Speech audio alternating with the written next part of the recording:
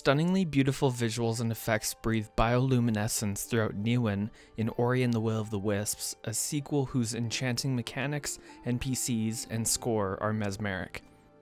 Ori travels through Niwen in search of a frightened, one-winged Ku. Ku perishing is devastating, and many emotional sequences in the game are able to tug on the player's heartstrings tremendously. But when Ku perishes and a funeral is held for her, the game's narrative tasks players with freeing a handful of wisps from unique locales and restoring spirited light to Niwen. Each inventive character design is adorable and endearing, and many characters present interesting wares and quest items. The game resembles Ori and the Blind Forest through being a two-dimensional, hand-painted action platformer in the Metroidvania genre, but features a much greater emphasis on remarkable melee combat, boss battles, platforming, and side quests. Melee combat is exercised with a torch upon Howl, a wolf whose quick gnaws and slashes back players into a tight corner of Inkwater Marsh. Melee combat is impactful and weighted appropriately, packing a significant punch for the miniature, luminescent sprite protagonist, and consists of progressively accumulated spirit abilities manifesting weapons made of light, such as Spirit Edge, a quick, mid-ranged blade capable of chaining successive and directional strikes, Spirit Smash, a bludgeoning hammer capable of chaining into a destructive 3-hit combination, or Spirit Arc, a bow and arrow that can be modified using particular spirit shards.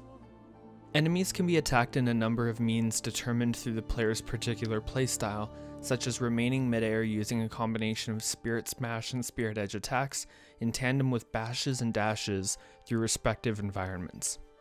Combat shrines evaluate the player's expertise with Ori's fantastic combat mechanics against regular enemies unique to the locale that a shrine is discovered in, and are terrific to complete because they award rare shard slots. Enormous NPC characters are represented through distinctive animal archetypes and punctuate the locale they appear in, such as Bar, a bear who hibernates within the base of Bar's reach, a brief, icy trek through a mountain's peak, Qualuk, a toad who oversees the Moki and protects them from decay, but is devastatingly battled in the colorful and radiant Luma pools when the foul presence parasite clings to him, or Mora, a spider whose myriad infants rest in the pitch black of the Moldwood depths. Few of the game's gargantuan NPCs become bosses in their respective locales, and each battle is a wonderful combination of newly integrated combat mechanics and platforming mechanics, which were unique in the area, making each boss battle a culmination of the player's expertise concerning that environment. Boss battles in each region test the player's newfound expertise with whichever new ability is found and learned, such as dashing through and in and out of water, dashing through and in and out of sand, or otherwise exercising the boss battle stage to the player's advantage. Boss battles also creatively combine staged combat with tense platforming sequences, which are what the original game's climactic sequences were composed of entirely. Escaping the sandworm in the windswept wastes is an arresting effort, where players dash through and in and out of sand mounds and rely upon accelerated momentum to propel them through. Shriek, the game's antagonist, takes a page from the Blind Forest's Kuro in having an empathetic origin, as Shriek is recounted as a skeletal owl who is born alone, impaired, and shunned. Shriek's boss battle greatly integrates platforming into its final phase, and yet never dictates how the player should tackle her telegraphable moveset. The game's platforming design is peak enjoyment. Stimulating and engaging environments players traverse often edge the player through a tight but achievable platforming obstacle or puzzle, with worthwhile rewards and profound satisfaction. Bashing through projectile trajectories and green, pulpy lanterns enables players to either aim toward where the player desires to be launched, or toward where the player desires projectiles to be launched, whether players wish to gain height in an open chasm or break an environmental obstruction. Ori may grapple onto blue moss and blue grapple plants, who may either be inanimate or harm players if they remain attached to it for long. Timed spirit trial races against an ethereal Ori are the game's greatest platforming challenges, as they evaluate the player's aptitude with the unique platforming in each locale, and also evaluate how swiftly the player is able to traverse the landscape, where mere seconds commonly differentiate the times between the player and the spectral Ori. The Wellspring Glades is a nebulous hub in the center of Niwen that provides merchants and NPCs. Twillin offers upgrades to particular shards players already own, and also offers purchasable shards. Shards are active and passive abilities players may equip based on the number of shard slots they have upgraded.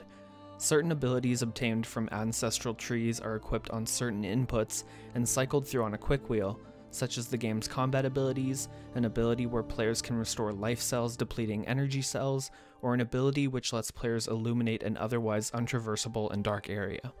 Ophir markets purchasable abilities which are also equipped in the quick wheel. Purchasing maps from a cartographer, Lupo, reveals the geometries of respective environments, and Lupo can be found in the Wellspring Glades for players to purchase markers for energy cells, life cells, and spirit shards, which then appear throughout any map.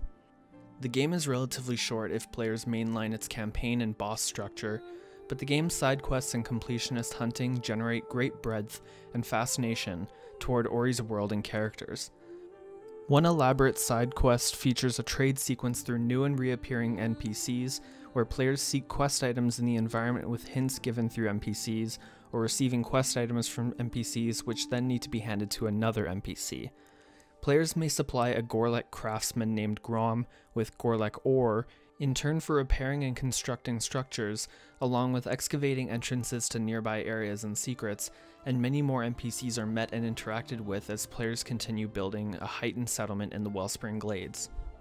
Seeds pertaining to the game's platforming flora may be found that can be given to a beaver named Tuli, who plants and grows them in the Wellspring Glades for ease of traversal throughout Moki homes and heightened areas, such as another entrance to Bar's Reach, where giving a herbal pouch to Veril gifts the player with marsh clam soup.